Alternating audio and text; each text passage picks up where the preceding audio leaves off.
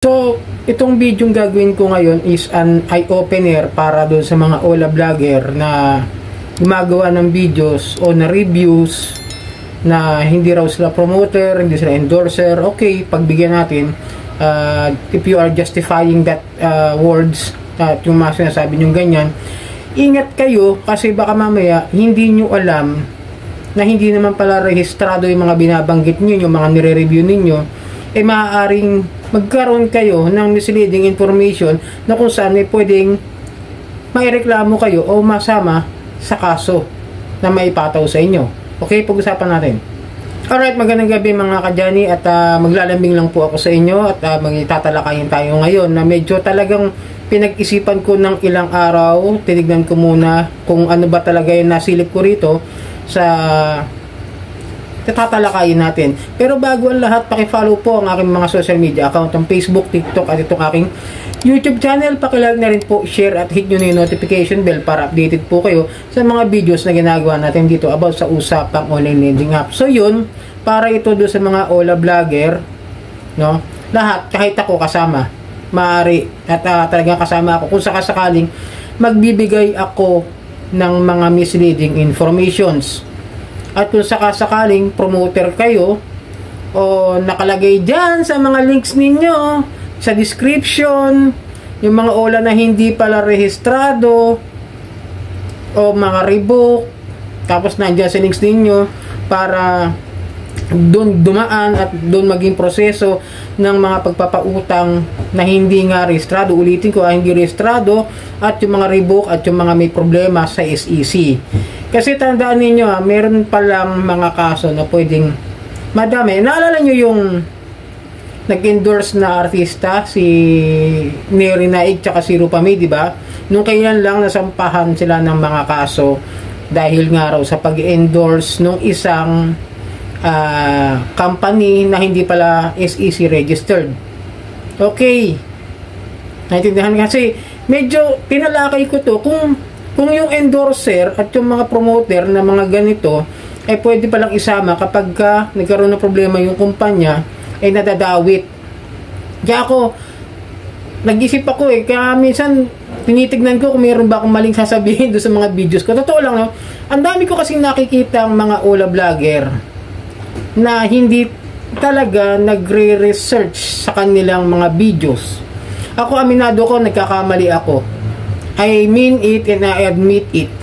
Kasi hindi naman tayo ganun kahaba yung oras para mag-research. Talagang bago ko tinatalakay, pinag-aaralan ko muna na maigi. Kasi natuto na ako dun sa mga nakaraan kong mga videos na maaaring may mali. Tulad yung, kala ko hindi siya rehistrado sa na lending company. Yung pala nandun siya sa ibang lending company tsaka financing company. Pero wala naman sa online lending platform. Okay? Tulad ng mga nakikita kong ibang OLA vlogger, lilinawin ko. Meron kasi akong nakita na OLA vlogger na sabi niya SEC registered daw ang Mocha. Sinita ko yun. Sabi ko doon sa comment section, rebook yan, matagal na. Hindi siya sumagot. I mean na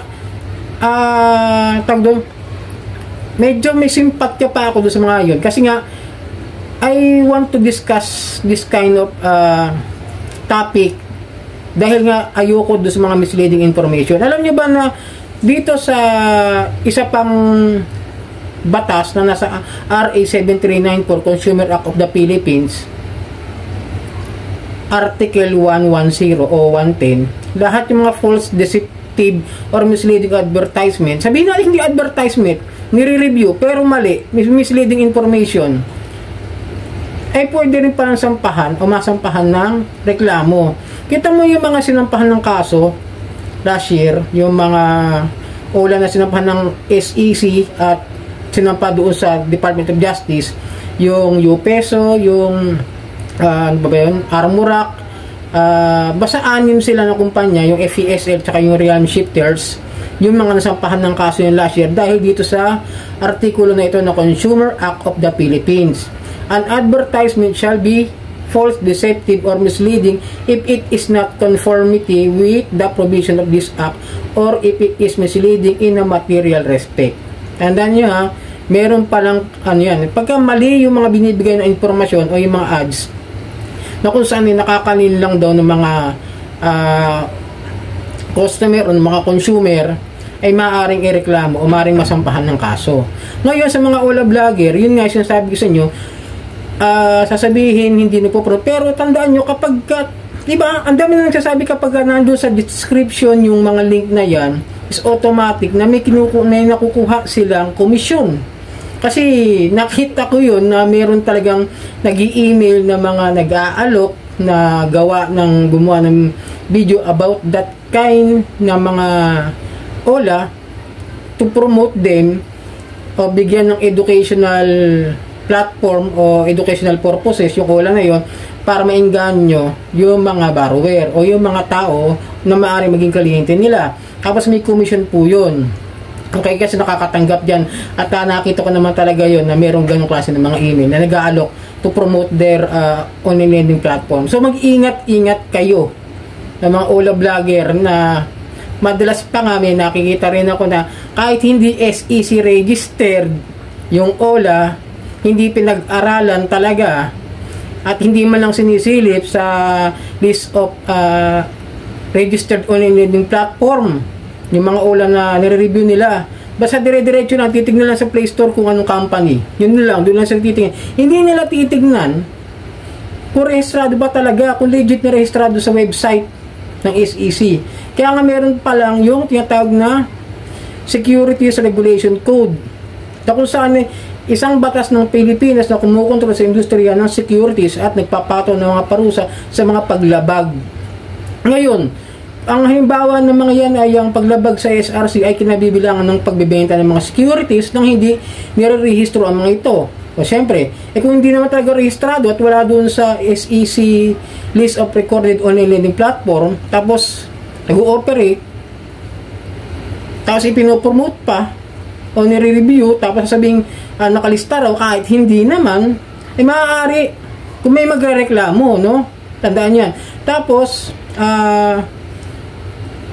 mga mapanlinlang nagawi, ayan yun, sinasabi ko sa inyo, di ba? Mga mapanlinlang nagawi, yung false advertisement o mga maling impormasyon na maaaring ibigay. Katulad na nagpo-promote na Ola reviewer na sinasabi, gumamit ng bagong cellphone at bagong SIM para maka-loan kayo.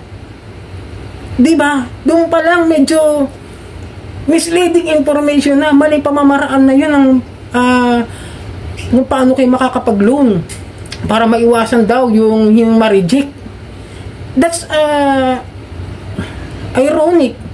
Diba? Napaka-ironic para sa akin na tuturuan mo yung tao na makapag-loan na gumamit ng bagong cellphone at bagong SIM card. Pero pag nag-apply yan doon sa mga ibang Ola, makikita yung mukha mo. Yung din yun eh. Diba? Mag-iiba ka ng number, mag-iiba ka ng cellphone para di matrace. Kalokohan. O di sabihin, misleading information agad. Ang dami pwede maireklamo, totoo lang.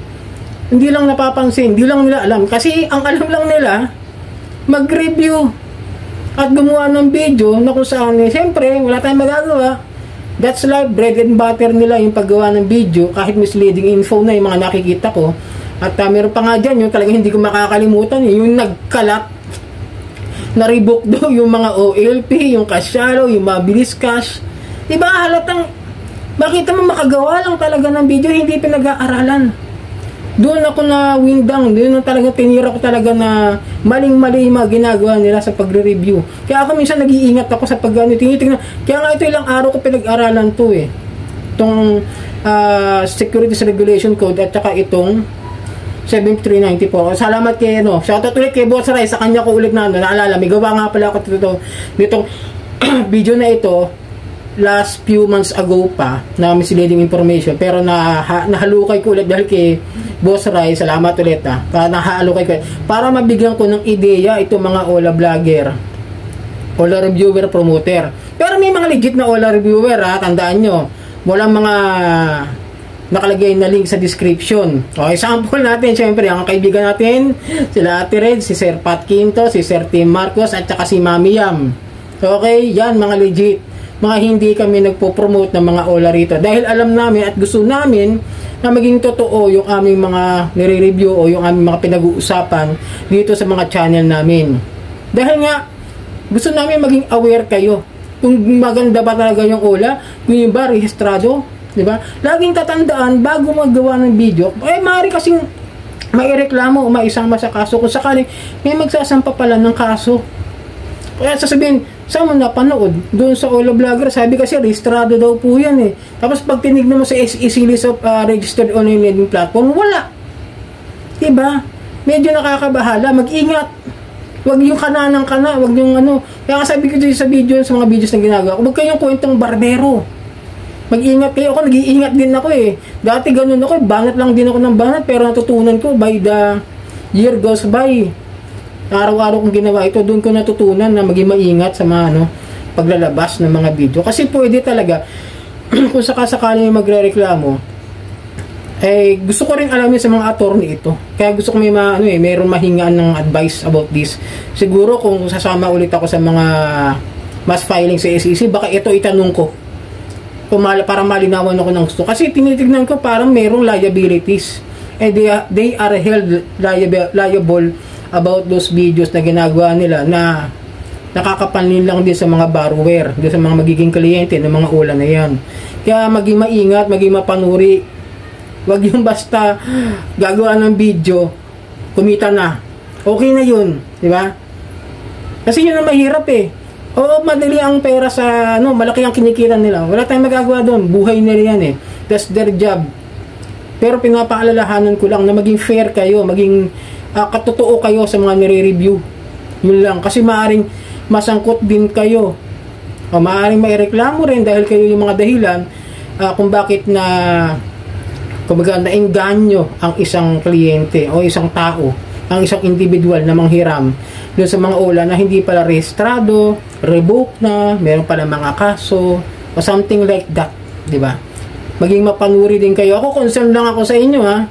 Baka sabihin na ng iba yan, naninira ako. Inapaalalahanan ko kayo, pag-aralan nyo munang maigi bago kayo gumawa ng video. At maaari talaga kasi nasabihin mong, kasi may kontrata yan, nasa email yan eh. I-agree ka nyo o hindi eh. Tapos yung mapupunta sa mga links na mga yan, pag kami umutang doon, automatic na doon sa mga banks nila yan, mga bank account nila, yung mga commission nila ron. May kita na sa YouTube, may kita pa ron sa Ola na pinopromote nila by linking by the link na nasa description nila o nasa comment section. So yun, marami pong salamat. Sana medyo nakatulong. Pag-isip po tayo muna na maigi bago natin pasukin na manghiram din sa mga ula. Manood muna kayo ng mga legit na mga review. Mag-aral din po kayo, research din po kayo sa mga ula na papasukin ninyo bago kayo pumasok, bago kayo manghiram dyan, bago nyo subukan. Tandaan nyo, maging maingat kayo.